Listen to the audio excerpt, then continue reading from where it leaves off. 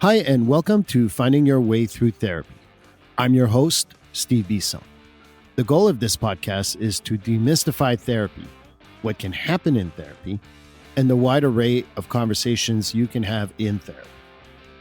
I also talk to guests about therapy, their experience with therapy, and how psychology is present in many places in their lives. I also share personal stories. So please join me on this journey about therapy.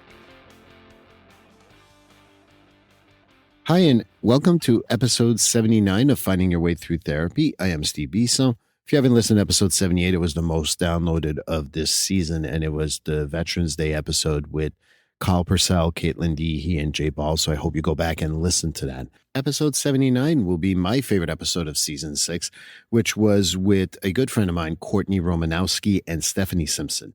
Stephanie has been on my show before on episode 57, and Courtney has never been on my show, but is someone I've known for over 8 years, consider her a great friend of mine.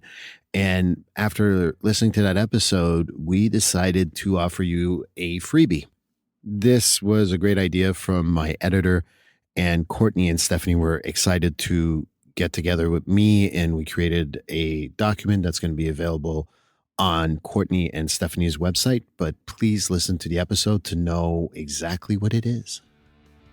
Episode 68 will be with a returning guest, Stephanie Simpson. Just a reminder, Stephanie Simpson is an artist, coach, facilitator, speaker, and author of the 21-day Stress Management Workbook, a holistic interactive guide to redefine your relationship with stress. Stephanie has been on before. She was on episode 57, so I hope that you go back to listen to that too. But you don't need to listen to it. I think we have a great conversation on your hand because the other guest is a good friend of mine. Her name is Courtney Romanowski. Courtney is a licensed mental health counselor and registered dance movement therapist through the American Dance Therapy Association. Over the past 10 years, Courtney has provided individual counseling and group therapy to a diverse population of adults at various levels of care.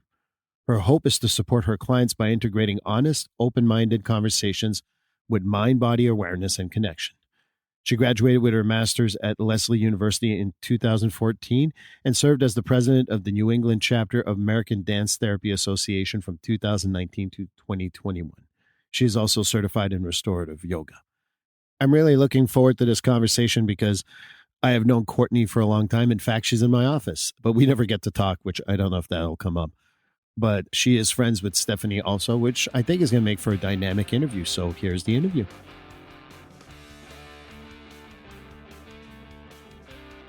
Well, hi, everyone, and welcome to episode 68 of Finding Your Way Through Therapy, season 6. I never thought I'd get to season 2, never mind season 6. This also is on YouTube. This will be episode 12 on YouTube, so I hope you guys go and see that too. But today, before the interview, I was talking to both of them saying that it's weird because one of the guests is someone that works literally next to me in my office. And you guys don't even know who she is, and that's Courtney. And then Stephanie, who's been on episode 57, and you've heard of her. Well, I know her a little less because she's a little further away. So it was kind of an ironic type of situation. So just wanted to share that with you guys. But welcome, Courtney, and welcome, Stephanie. Good morning. Thank you. Well, the first thing first, maybe we can start off with Stephanie, just going a little bit about yourself. I know people know you from episode 57. They can go back. We had a great conversation, but maybe tell people a little more about yourself if that's the first time they've heard you.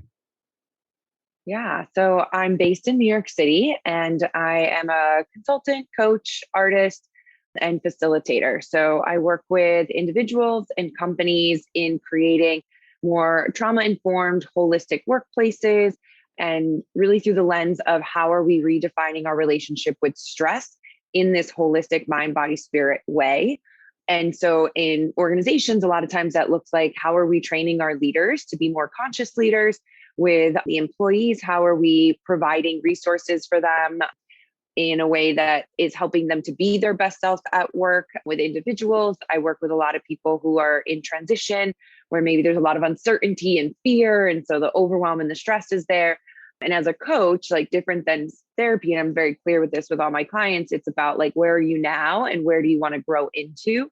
And though coaching can be therapeutic, it is not therapy, which is why it's always really important that also if, and myself included, sometimes I've worked with both a coach and a therapist and have those things integrated, can be really powerful for anybody. And then I came to all this work through being an artist first and being a dancer, which is actually how I met Courtney many, many, many years ago now. Wait, I thought both of you were like 27, 28. That's what I thought. Yeah, it's exactly what it can't be that many years ago. I just turned 29 actually. So okay. I'm sorry. Old. Happy belated birthday. Yeah. And so that really informs the work I do as well. So really looking at things from a somatic place, understanding the body, understanding like what we're holding in the body emotionally, patterns, all of that. And how are we really shifting the way we're living into more of alignment? So I always laugh when I'm thinking about mind, body, spirit alignment. I'm also thinking like, oh, as a dancer, how are we aligning our bodies for the most effective use? And what's getting in the way? And what habits did we create? I see Courtney like shaking her head that there are times where I sit down and I'm going to go to a foundational ballet class. And I'm like, oh, I was faking a lot of things at the higher levels. And when you go back to basics, you're like, oh yeah, that's where there's a gap in my technique, or, oh, that's where I'm not quite on my leg. And so, thinking about coming back and slowing down, when people do that, they start realizing these different things that maybe aren't in alignment. And so I help them figure that out and give them more clarity. Well, you already answered one of my questions, but you created 3 more. So just for the record. Yeah. I'm like making notes of things that I want to. But welcome, Stephanie, of course. Always happy to see you. And Courtney, since I never see you, despite you being right next to me, how about you introduce yourself? Isn't it? Sure. My name's Courtney. I am in Framingham, Mass, right outside of Boston. I grew up here. Never really left the state, which is fine. Never thought I'd be back living in Framingham, but here I am, and I'm loving it. I am a licensed mental health counselor and a registered dance movement therapist, which I will definitely be sharing more about. Let's see, what else should I tell you about myself? I guess my approach, Stephanie, I really appreciated you sharing more about your approach. And when I meet with a prospective client, and even throughout my relationship with my current clients, I like to remind them that I'm a human first and a therapist further down the line. And though maybe I sit in the therapist chair and went to school for it, and my hope is to help them with certain therapeutic things. Like I said, I'm a human first, and I just like to bring that to them, that we can be humans together. The kindness, Steve, you talk about humor all of the time. Humor, just acknowledging that nobody is expecting superiority or perfection, but just to be able to be together. And Stephanie, you talked about going to ballet class, the fundamentals. And I love that because, and I'll talk more about this a little bit later, but I always come back to with each client, like your breath, start with your breath and go from there. I mean, that's number one. And some clients ask for more. I want more. I want to be doing more, which I appreciate that they have that passion to be working on themselves. But let's get to the breath first and worry about everything else later. So it's just some of mine.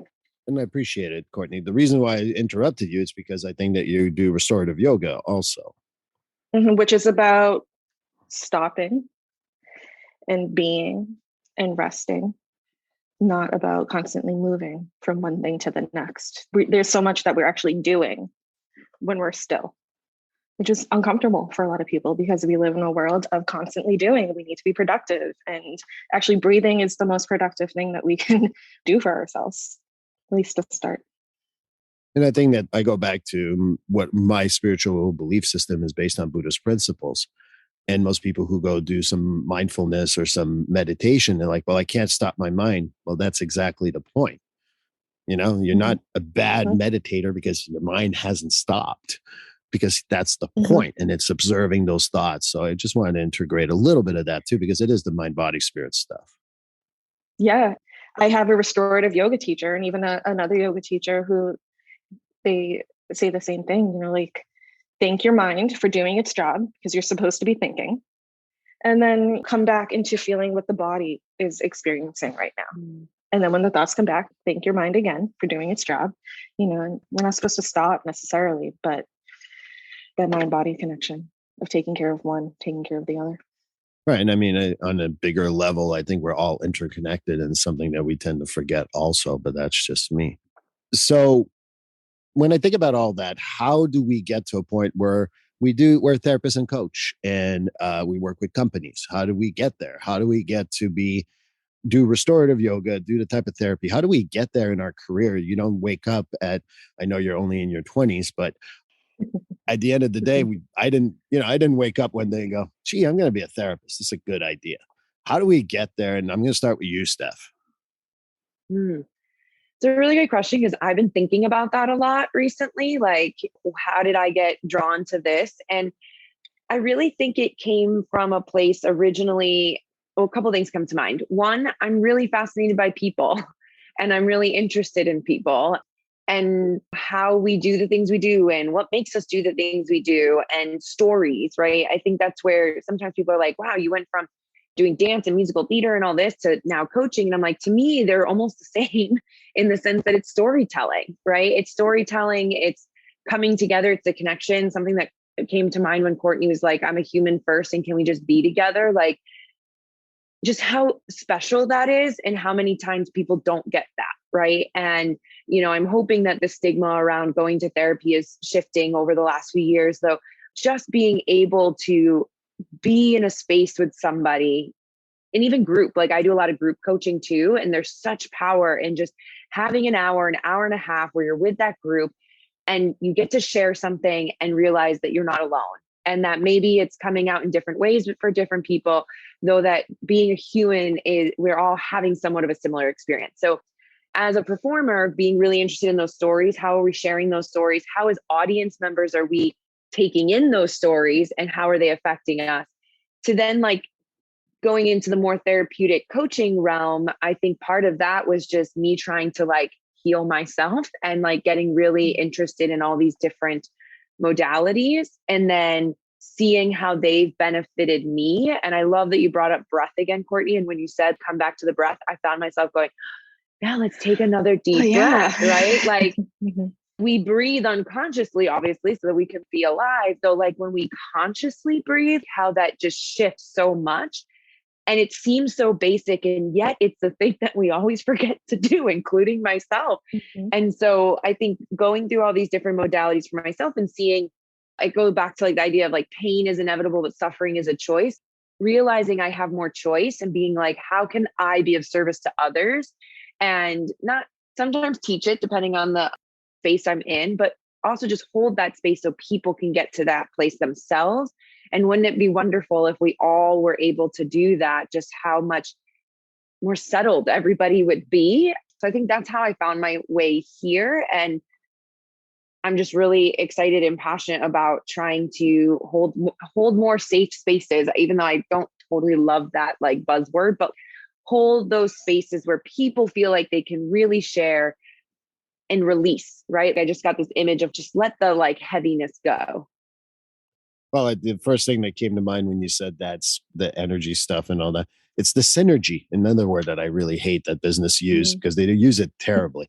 But yeah, I get what you're saying about these buzzwords. So it's just come back sometimes to a lot of people is like, how do you define it? How do you hold it versus what other people define? It doesn't really matter how other people define it. You can be curious and ask them, but your definition is a lot more important than others.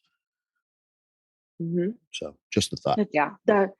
That thought is something that I bring up with my clients. I can define it a certain way, but I'm wondering, whatever the emotion is, whatever the thought is, how do you define it? What does that mean to you? I think it's a really important question to ask people because I don't think everybody knows how they define something. No, totally. I mean, like even just basic corporate things that I'll do, we create this thing called like a partnership agreement. And what do you need in this space in order for you to show up authentically? And what are you willing to give to this space? Because we're going to create a partnership. And, throw out words like communication and trust and vulnerability. And then I'll say, great, what does trust look like in practice? How do you know that someone is trusting? And how do you know that you're being trusting? And what does vulnerability feel like? And communication, I mean, that's a word like everyone, of course, we all want good communication, though what looks like good communication to me may be very different to Courtney and very different to Steve. And that in itself, people go, oh, I don't know. I haven't thought about that. Yeah. Like a lot of times we haven't stopped to reflect, to be like, what does this feel like for me? Mm-hmm. And then I go even further with some clients and where are you feeling it in your body? Right. Or I'll ask somebody like, how does that make you feel? And they're like, I think. And I'm like, oh, yeah. How can we shift that to I'm feeling this here or there or whatever? Because if we're still thinking, then we're actually not feeling. Mm-hmm. And not to get too repetitive too early, but again, that's where the breath comes in, right? I mean, the breath can tell us so much about what we're actually experiencing. I mean, not only is it just a good thing to remember to do every so often, but what is your breath telling you right now? And where are you feeling it? Is that a part of how you got to where you're at in your career, Courtney? A lot of the breath stuff, a lot of those thoughts, or? No, it's actually, nope. The breath stuff is actually has come from more of a personal place and a need that I've realized for myself the past few years. And I just have really zoned in on it. I always knew and appreciated the use of the breath, especially with going to school for dance movement therapy. So I grew up dancing, started at age 3, went to Emerson College for my BFA in dance, which is where I met Stephanie. Looking back, I don't know what I thought I was going to. Well, I mean, I guess there was the dream of going to New York to be a Rockette, which I don't meet the height requirement, but that is a story for another time. No one knows that. No one knows heartbroken. that. They can't see it here. You're like 5'8", 5'9", from what I understand. Yeah, sure. Yeah, 6'4". I wish. Absolutely. Yeah. And I think there was I want to work for Disney, of course, as a little kid and be like a dancer in the parade, or I want to be a New Kids on the Block backup dancer. There was just, or after college, it was going to California at some point to choreograph and perform. And those things never happened, which is fine. I stayed in Massachusetts and I taught even up until about 5 years ago. I was teaching and I loved it. I started to then get into arts administration. I was working at a theater for a while because I minored in marketing at Emerson and I really enjoyed that. So I thought I wanted to go more of that route. It turns out I didn't want to do that either. So I was actually online looking for a new job one day, and this ad for Antioch, New England's dance movement therapy program popped up. And I was like, that's it. That's what I had no idea what that meant. I had no idea what dance movement therapy was at the time, but I saw those words and my body literally responded. I was like, that's what I'm supposed to do. So went to Lesley University in Cambridge. I would do it all over again in a heartbeat. It was difficult and wonderful all at the same time. Stephanie, you stole my answer about storytelling. But I think that speaks to the power of dance and movement. Because I think back to what have I always loved about dancing, and obviously moving my body and the actual dancing has always felt wonderful. I've always loved that, but it was the storytelling that I loved. I loved to tell the story. I loved to go to a performance and watch a story being told, or find a story in movement if there wasn't an obvious one. And I realized with dance movement therapy, what I get to do is give people space to tell their story, whether they know it or not. Our bodies know our stories. They know every single moment, every single thing that we have ever experienced and have gone through. My hope is that I can just help give people that space to explore their story, tell their story, feel heard. I know I can't guarantee that, but that's my hope, that people feel like they can tell their story and be well within their story, whatever it means. I really want to jump to something because that storytelling has become a theme here. And what I know that we've talked about this before. I think me and you, Stephanie, we did talk about that informally. Obviously, me and Courtney are friends. We've talked about this, but sometimes it's the narrative that we create, right? I love storytelling myself. I'm not as much in dance. I watch professional wrestling and people laugh about that. But I said, if you really pay attention, there's a storytelling there that's really fantastic. You don't need to like wrestling, but I do. But I think it's the narrative that sometimes you get from storytelling of other people. How does the narrative kind of impact how people feel about themselves, feel their integrity with others, and so on and so forth? And how's that connected to the mind body spirit connection? Whoever wants to go first. I mean, I'll jump in and say when I did my MFA in dance, my thesis, I was really interested in like why myself wasn't performing to my highest ability in auditions or on stage. And then I was seeing it with other people, right? And I realized, I'm not alone, because for the story in my head was like, what's wrong with you that like you can do this in rehearsal, but you can't do it on stage or in an audition. And then started to see other people doing it and be like, oh, I'm not alone. This is a thing, right? And so I was really looking at how fear gets in the way and the mind-body connection of what we're telling ourselves. How does that show up in the body and in our actions? Which is funny because it relates so much to my work in stress, because what starts the stress cycle is fear, right? And so, if we're telling ourselves this story that we're not good enough, or we don't deserve it, or they're not going to like me, or any of that, or we have this character that we've created for ourselves, most of the time not true, especially on the like more negative side of things, then that's all we're going to see, right? And then we're going to act accordingly. And so a lot of the work that I do with clients is about getting clear on what is that narrative you're saying to yourself, and also being okay that like you're saying these things to yourself. For years, I wouldn't tell people that there was so much going on in my head because I thought that that would literally make me crazy, right? That they'd be like, oh, you're crazy. You have thoughts, like all these voices in your head. And then the more I started talking about it, it was like, oh yeah, no, I have that thought too. And I have that person too. And I have that person too. And a fun exercise I do with people is let's create this cast for yourself. Who is this character? Who is this character? Who is this character? And how can we actually love them all? Because there are times where the villain needs to come out, right? And then there are times where the funny sidekick needs to come out. And then there's the time that like, your fairy godmother needs to come out. And then you need to have your 11 o'clock solo singing number, your empowerment number. And it's about creating more awareness of who they are and who gets to take the spotlight, right? And then you get to choose that as opposed to them choosing everything. And so I think part of my like background in the arts too is like, how can we play around with these things that sometimes feel so heavy and be like, okay, how can we play around? How can we get curious? How can we love all these different parts because they're all part of you, right? So that then what you do physically and what's going on in your body now it comes from the inside out, right? And that you then are now shaping your narrative from like what we say, an embodied place. That your confidence is also coming from the inside out as opposed to just always needing validation, which validation is important. External validation is important, but if that's the only way that you're living from, that can get exhausting, right? That's where we're like just always performing, but without that authenticity behind it. I don't even know if that answered your question, but that's where my brain went. So, well, I think it did answer a lot of the question. I have a little ideas here that I want to throw out, but Courtney, I want to hear you talk more about that. Maybe even respond to Stephanie.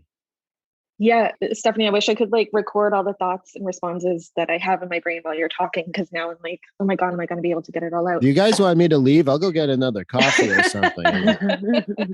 Steve, you're going to be like an expert on dance and movement by the end of this episode, which I want to come back. I'm very fascinated by that, despite not getting it. So hopefully that shows. So that's why like having this podcast is being able to not only for me, but really expose people who might feel the same way. Because again, the narrative I've created is, oh, don't ask questions, you're going to look stupid. But that's a narrative. The reality is I'm not the only one who feels that way. And I really don't think that everyone knows about it. So you guys obviously are trained in that. So that's why I bring you on. So Courtney, tell me more. Go ahead. Yeah. Well, Steve, so when you originally asked the question, Steve, my immediate thought was I was thinking back to my first semester back at Leslie for dance movement therapy, which I do want to come back to and explain to the folks what that actually is. I was in a classroom full of mixed expressive arts students. So that's dance, art, music, drama, play.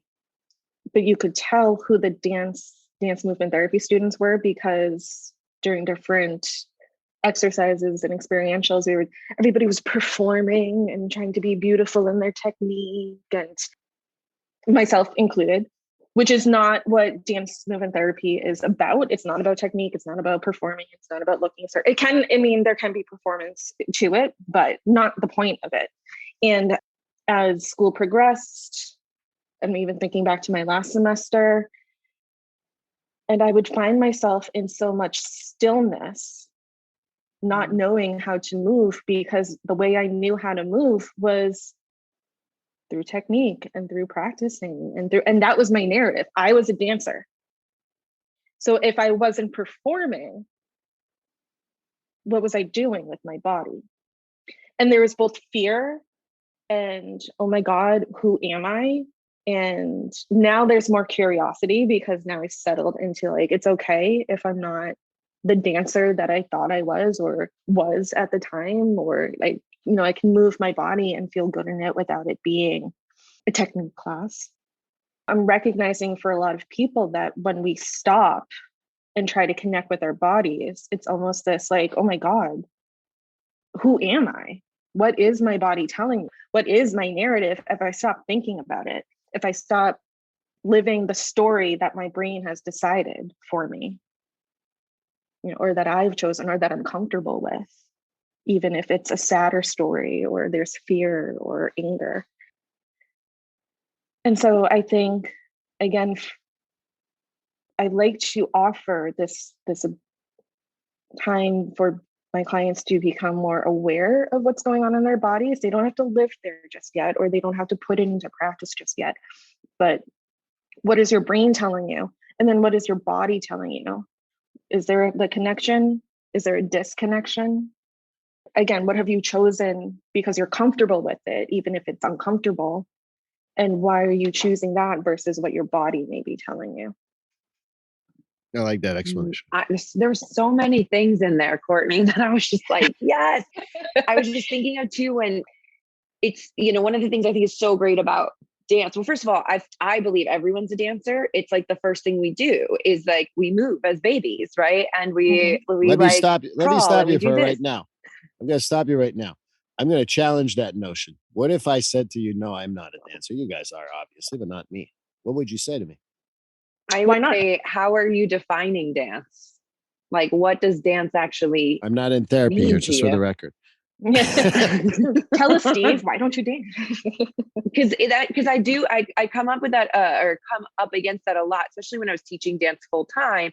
Was like my sixth graders, like day one, and they were coming into a dance class where I was not going to teach them any choreography. It was fully improvisational play through the elements of dance. And I would say, and what really warmed my heart after many years was some of these students would come in, I'd be like, what is dance? And they'd be like, it's expressing yourself through movement. And I was like, yes, this is exactly what it is. Right.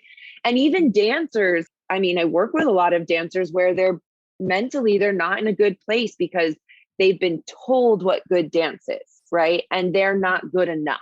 Right. Like their leg isn't high enough. They're not turning enough. They're not skinny enough. They're not tall enough. Whatever it is, they're never enough. Right. When really the essence of dance is, how are you telling your story? How are you communicating through movement in your body? And what I love that you said, Courtney, and I was like, oh, that's so true.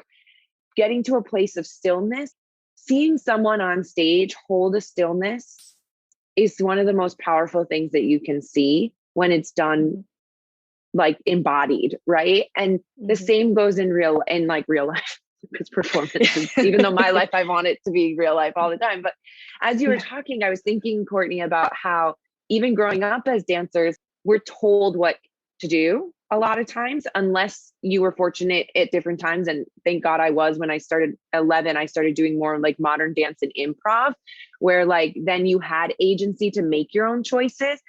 But that was terrifying. It's terrifying for someone to say, okay, I'm going to put a music on and you just you do what you want to do. And you're like, wait, what?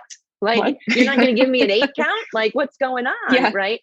And how many people have that experience in other ways that they don't realize, right? You get out of college and you have some freedoms in college, but you got to take classes. There's a certain amount of credits you have to have, and you got to do this, you got to do that. Right. And then you get out of college and it's like, all right, go do what you want to do. And people are like, what? Yeah. I've been being told in one way or another what to do my entire life. And then it's like, well, I guess I'm going to go on to this track because that's what my parents did, or that's what society tells me to do. And then you just keep doing these things that other people are telling you to do.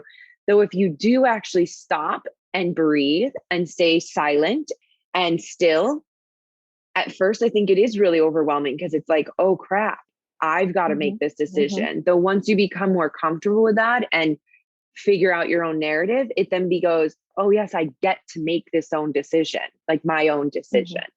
And when that shift happens, and I think it continuously happens, it's so powerful. Yeah, it's being able to build that trust within our own bodies that no, we do know in our bodies what to do next. But we're not taught how to do that. You know, we're told to follow that narrative. We're told to follow this timeline. We're told to do the next thing that we're supposed to be doing, and your life is supposed to look a certain way. And the reason why I want to ask you a quick question, because for some of us, we don't know what that means. What's an 8 count? Oh, it's like, so most pop music is counted in like 4, 4, or 8. And so it's like, you know, we're going to give you depending on, I'm going really in depth here, but like 8 different moves that you would do in a sequence and be like, okay, I'm teaching you this. Like your arm's going to go 1, 2, 3, 4, which is the beginning of chorus line, actually. And so you're being taught what to do at a specific time, right? And so you're just taking that and putting it into your own body, as opposed to being like, here, go, like, here's a concept, move with that concept. And it's like, wait, well, how do I do that? And then what's great about it, when it's really freeing, is that there is no right and there is no wrong. Right. And that's why I wanted to kind of like, I think I knew what that meant. But I figured that some people might not know, and it might be important for them, because an 8 count can be a lot more dictatorship-like versus doing what you want. So I just wanted to clarify that. Yeah, again, it can be the narrative that you're told, the choreography that you're taught, or it can be 8 counts of doing whatever you want to do, what feels good, what comes out. See, I'm starting to get it. You are? You getting ready to make a dancer out of you yet, Steve? Eventually, I just need to get the office next to mine. But you know what's funny is, like, when you said you liked wrestling, I mean, there's so much choreography in that. Like there has to be. Right? So I think you are, deep down, you're going to let your inner dancer out one of these days. I coach soccer. That's where I do my dancing. But maybe, you know, Courtney, you were saying you want to get back a little bit to this. When you talk about dance movement therapy and Leslie and your experience in that, what you wanted to get back to that. So I want to hear more about that, because I don't know. I've never been to Leslie. I know where it is. I know a lot of people who went there, but I don't know anything about this.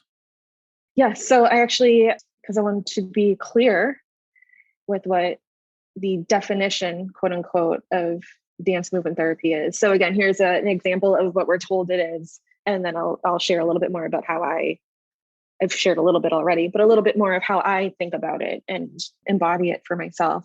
So again, I'm a registered dance movement therapist with the American Dance Therapy Association. The ADTA, American Dance Therapy Association, defines dance movement therapy as the psychotherapeutic use of movement to promote emotional, social, cognitive, and physical integration of the individual for the purpose of improving health and well-being. That's a mouthful. So what does that mean? Yeah, it is a mouthful. And that's been moved through since I first became a dance movement therapist. And again, probably makes more sense to those of us who are practicing. But again, and Stephanie, you noted this, movement is really the first thing that we do as human beings. It's our first language. You know, our heart beats, that's movement. We take a breath, that's movement. As infants, we reach for our loved ones, or just through the space, we roll. There's that developmental aspect of movement. And so that's really being that first language that we have to express ourselves. And I'm thinking too, Stephanie, something else you said, you know, there's different types of movement. It's not just expressive, which is so important, but it's also developmental. There's functional, and there's another word that I'm forgetting right now, but there's so many different ways that we actually move our body, but we can come back to that later. The mind, body, spirit connection that you were talking about earlier, Steve, like what we've been talking about this entire time, how our body really tells us so much if we can connect it with who we are spiritually, who we are in our in our minds and how we relate to one another. So that was a big part of my study. And then I use a lot of dance movement therapy as an assessment tool, more so than as an intervention tool. I do use it with breath and body awareness, restorative yoga, in a way that we can do restorative yoga and then process therapeutically afterwards, either what has come up or what is experienced. But for me to be able to pay attention and notice how somebody's holding their body, how they're moving, are they keeping themselves close and in versus if they're out and about with their gesturing, what does that say about how they connect with themselves, with others? And then I use it a lot actually with myself when I'm sitting with a client. What am I noticing in my body as I'm noticing my client and how they're moving, how they're sitting, what they're talking about. And then to be able to share my experience with them in so many words and see what they connect with, if anything. There's that being aware of countertransference. Am I projecting onto them my experience of what they're talking about? Or is there something there that I'm feeling that maybe they haven't let themselves recognize in their bodies just yet? We go with that. I do want to say it's funny, when I first introduce myself to someone and say that I'm a registered dance movement therapist, I do tell them that we will apply dance movement therapy if it feels like it would be beneficial. If you're interested, doesn't mean we're going to be doing ballet or preparing to audition for a tap company, but because there's that dance part that people get a little bit nervous about if they don't identify as a dancer. And so I tend to say, it's not about the dancing. It's more about just how we move and how we connect with our body. For some people, it is about dancing. And other people, it's just about movement. Because I'm sure that there's someone somewhere who's listening to this and saying, I do my intake with Courtney. Is she going to be watching me do my 8 count? What is she going to be doing? So I appreciate the clarification here. Yeah, no, I mean, we can get up and jam if you want to and put whatever your favorite song is on and dance to it. That's definitely therapeutic. Not necessarily what we have to do. I leave it up to each person. Okay. Good to know. I was just going to plug the American Dance Therapy Association website. It's adta.org.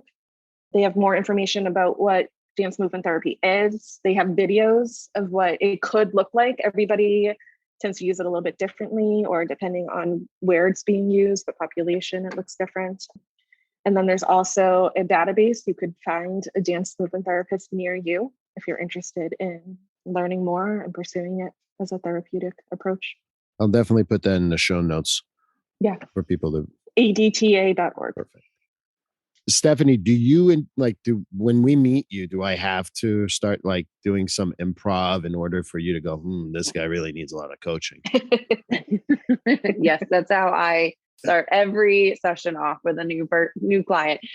No, actually, so I love how you talked about it, Courtney, because there's a lot of similarities that I do. I'm not a registered dance movement therapist, though I have a lot of background in somatic practices, right? And when we talk about somatics, we're thinking about just the body as a living, breathing thing, and how are we using our body as another way to understand ourselves and the world around us. So, I will ask clients at different times. We do a lot of visualization on sensation, right? So somatics is also about understanding the sensations in the body. So when I'll talk about stress, I'll say where are you feeling a sensation right now? And then we'll get really curious about it. What color is it? If it was a shape, what is it? And we start creating this sensation as a physical thing. And then from there being when you're experiencing this sensation, what emotion comes up for you? And then from there, what thoughts are coming up for you, so that I'm also getting people to learn that we go straight to the brain a lot of times of thinking about it, right? Once we feel something, but let's slow that process down. So for myself, yesterday, I was presenting for a really big new client, and I was very overwhelmed for multiple days. And I'm feeling all of these sensations. And I was okay, how would I do this with a client? And I was okay, stop and breathe. That's the first thing I would do. Stop and breathe. And I was where am I feeling this in my body?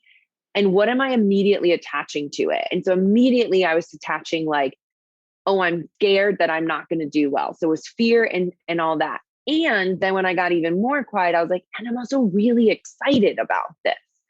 And so I was like, okay, I get to choose. Do I want to lean into the fear that might become so overwhelming that I like legit freeze when I get in the room the next day?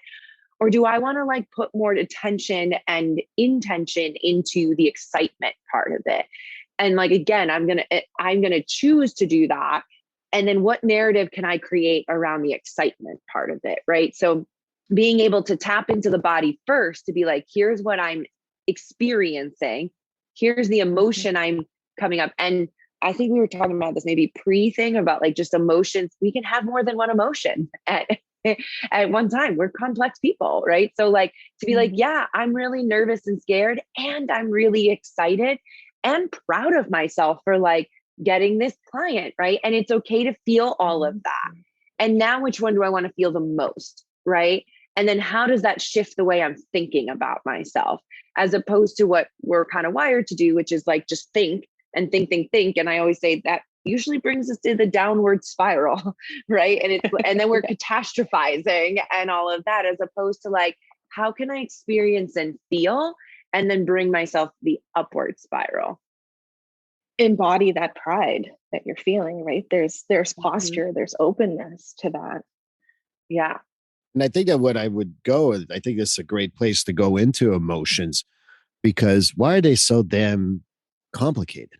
I mean, at the end of the day, one of the things that I've started doing recently is I'm an emotional management coach. And what I explain to people is that what we default to is the emotions that are most comfortable for us. If, for example, sorry to be gender stereotyping, but I'm going there. For males, anger is a lot more accessible than fear. And for some women, sadness is a lot more accessible than fear again. Fear is one of those common ones that people run away from. And part of what I talk about is that it's not one emotion. I was excited to obviously do this. I've been bugging Courtney for a while to do this. But, I was wanting to make sure that I integrate everything and I don't make it about me, because this is about you guys. And so I had some fears around that. But I can't tell you how happy, Steph, I don't really know you, but I felt our connection when we met. So I'm so happy to see you, and I'm happy to see you. But it's so damn complex because I had like 4 emotions in about 10 seconds. How do we help people kind of like make sense of those emotions? Because that's what I think is the real issue, not only with dance and movement and everything else, but just in general, because I think that that's part of it. I might have said this last time, but I love thinking about emotions are just energy in motion. Right. And so how can we continue to have the energy going, and how can we acknowledge all of what we're feeling? And sometimes I'll say like, okay, like this is where the movement comes in. I'll be like, great, let's shake it out, or like if you had to like create a shape for that emotion, what would that be? And what would this be? And what would this be? And which one feels, I don't even want to use the word free, because sometimes we don't need to feel free. Sometimes we want to feel like cocooned and like safe and taken care of. And it's like, great, what does that feel like? How can you do that? And like, what would you do with your body in that way? So I just want to say that, but Courtney, go for it.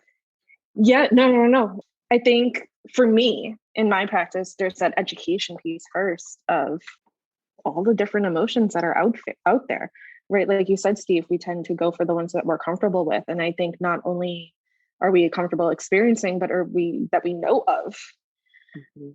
I hear the same ones over and over again, and no judgment, because I name them too, but I'm sad, I'm scared, I'm angry, I'm tired, both tired. But and I don't hear the more specifics of, okay, but what is that? What's the other emotion?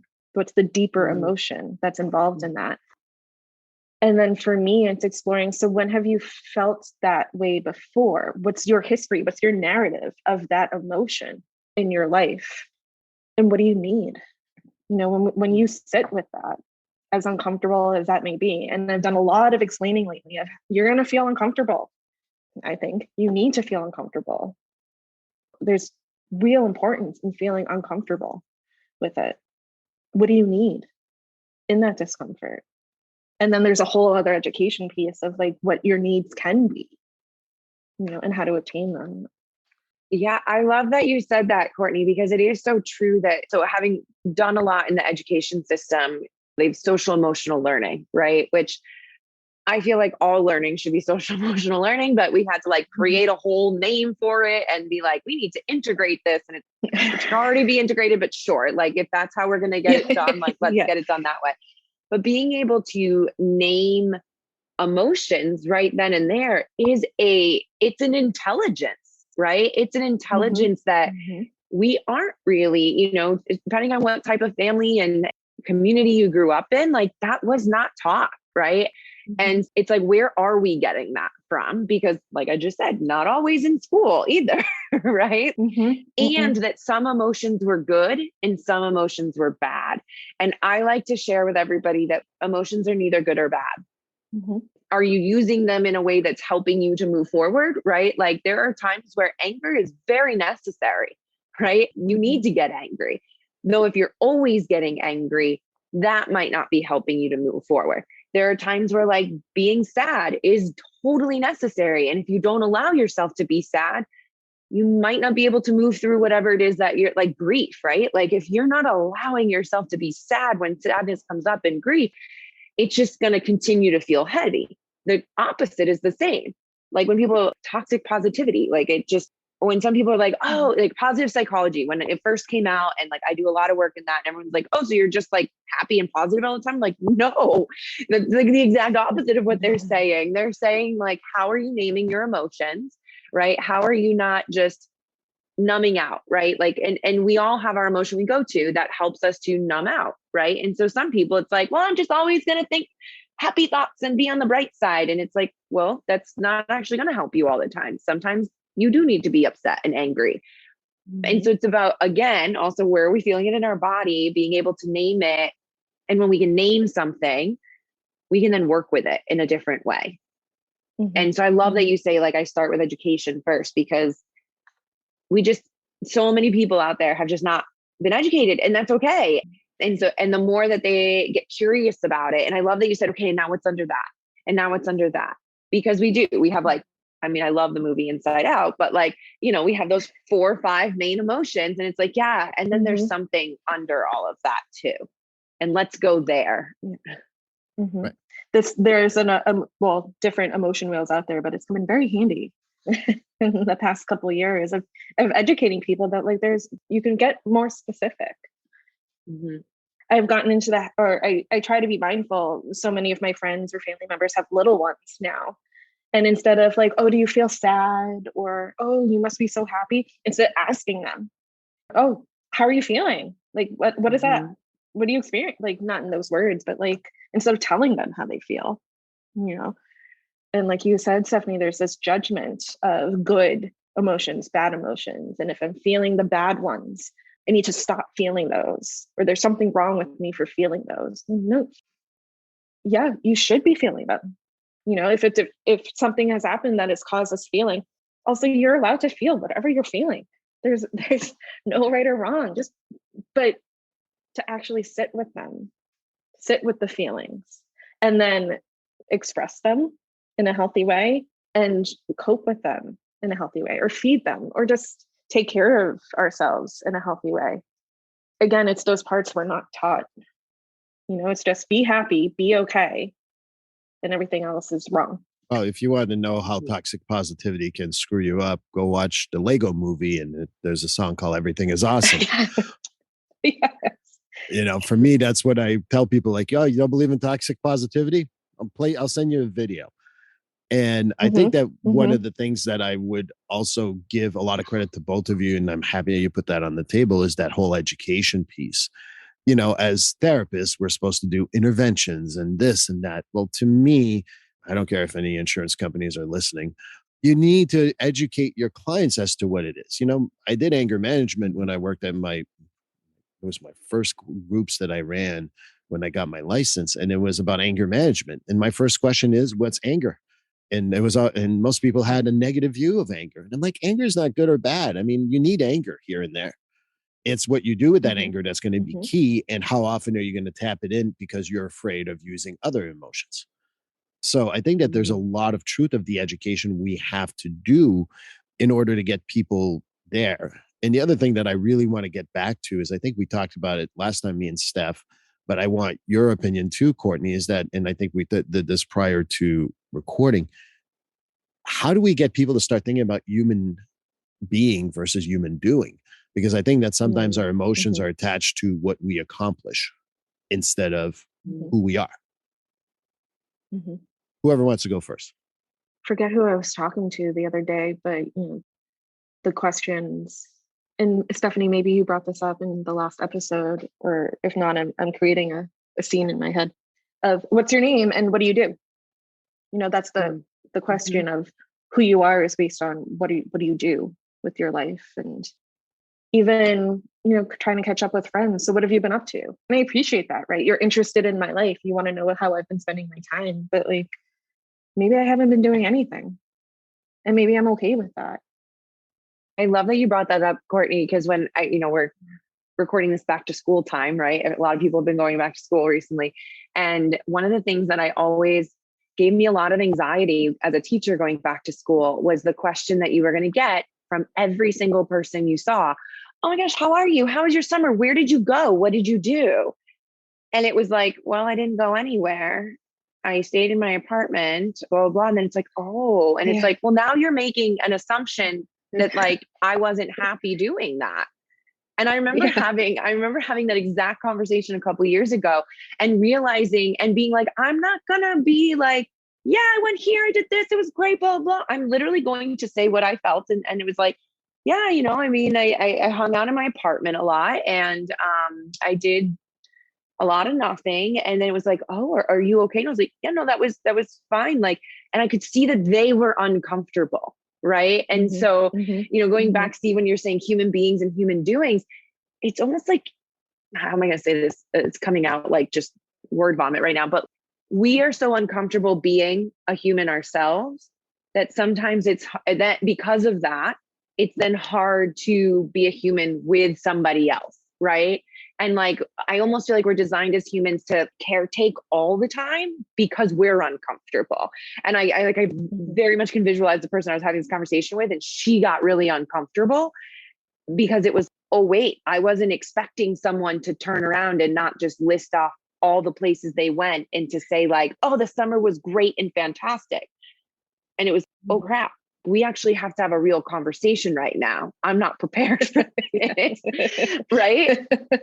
And it became a little experiment for myself because I was like, oh, this is the reaction I'm getting from everybody. And part of that is, I think, also not being comfortable ourselves with being like, well, I didn't do anything. And is that okay? Because then there's that kind of self-shame, right? Like and then I have to say something that seems cool and good, which is a lot of pressure for us to have to do all over and over and over again, which leads to the burnout that everyone is feeling in one way or another.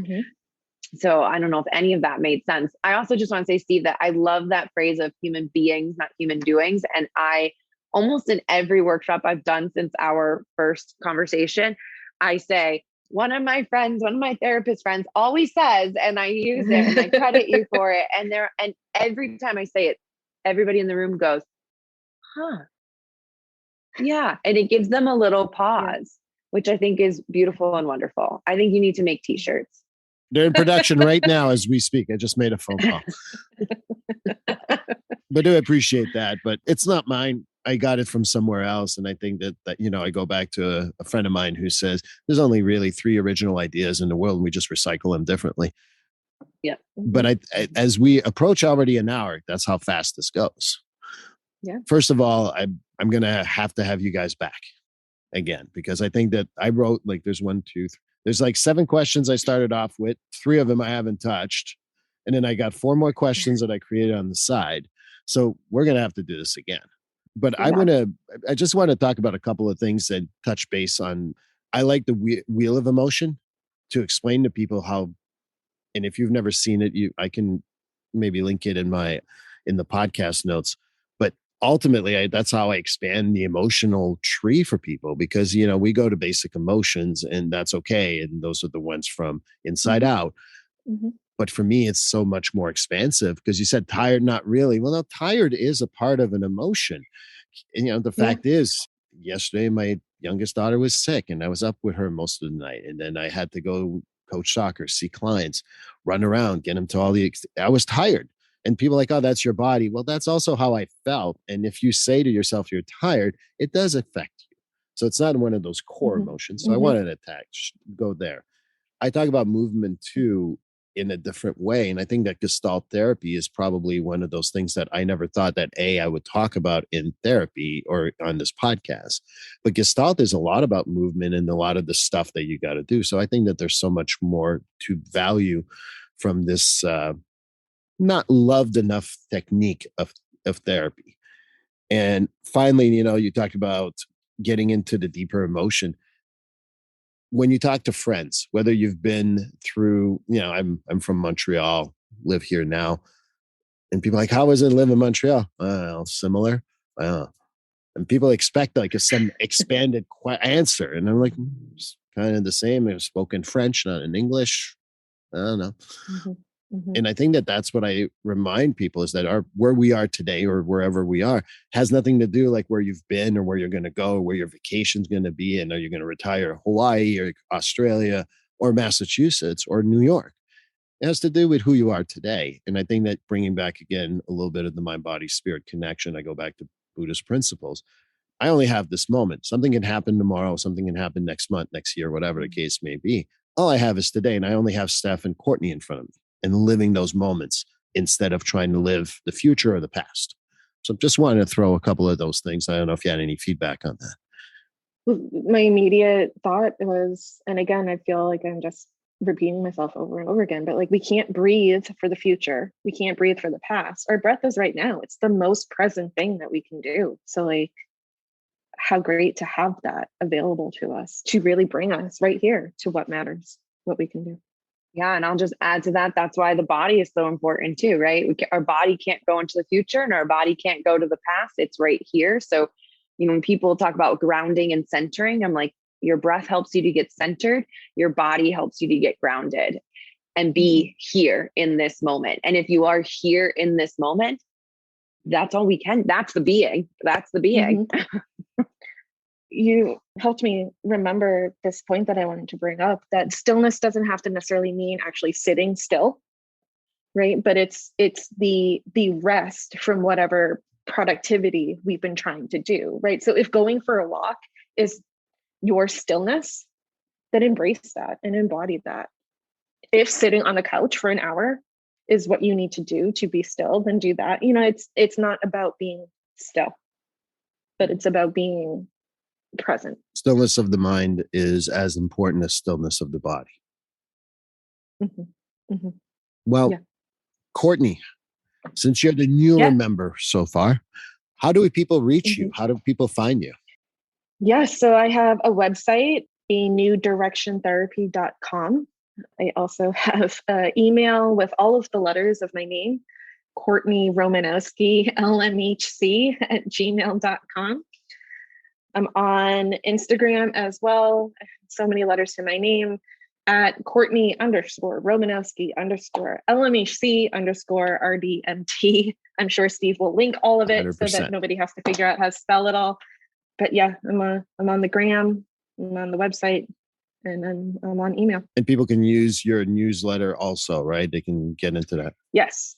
Yep. On my website, I have a link to my newsletter. I send out a monthly newsletter with local resources, a way to take a moment for yourself, and just any updates or events or news that I have to share with everybody. So you can read it, you can sign up for it on my website. It's a good way to stay in touch. Thank you. And Stephanie, how do we reach you? I also have a website. It's Stephanie-Simpson.com. And then I'm on LinkedIn, Instagram, and Facebook at Stephanie Simpson Coaching. This all one word, I believe, on all three of those platforms. I'll link those too. So much simpler than mine. And I do know that it is, because I've been on your website, and I'm not saying this to be nice to both of you, but I do read your newsletter, Courtney. That's why I thought it was so important to put that in. And Stephanie, I've been to your website. There's a ton of great information there. I'm not just saying that because you're here. You know me enough, Courtney, that I don't really lie about stuff.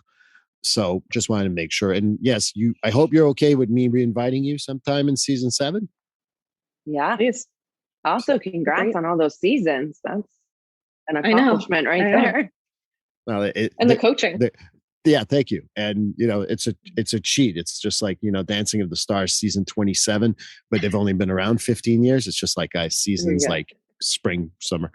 So, but it looks good though, doesn't it? But thank you very much, guys, and we'll definitely talk next season. Awesome. Thank you. Well, this concludes episode 79 of Finding Your Way Through Therapy.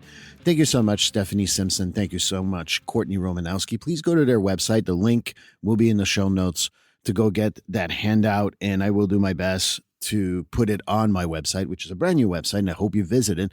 It's www.steve-bisson.com. I'll link it in the show notes, just like the Courtney's and Stephanie's website. So I hope you go there. And this is the kickoff for the 12 Days of Christmas. The 12 Days of Christmas will be my 12 favorite episodes. Not that it was easy to choose, but rather that those are the ones, I remember most. So I'm actually going to record a YouTube video for all of them, in the sense that I want you guys to see that I'm not rehearsing. I will look down for a note on a couple of things, but ultimately I want to show you that it comes from the heart. So I hope you join us. It will start today and every day until December 25th, which is Christmas in the Christian belief system. So I hope you join me for all of those. And if you skip to episode 80, which is going to be the most downloaded popular episode of the year, which will be episode 32 with Pat Rice. Pat also recorded a little something, so you're going to be able to listen to that, as well as my thoughts on it. So I hope you join me then. Hello, listeners. My name is Stephanie Simpson, and I am a consultant, coach, and facilitator. I primarily work with individuals and workplaces on creating more sustainable, human-centric workplace cultures through conscious leadership development and shifting our relationship with stress.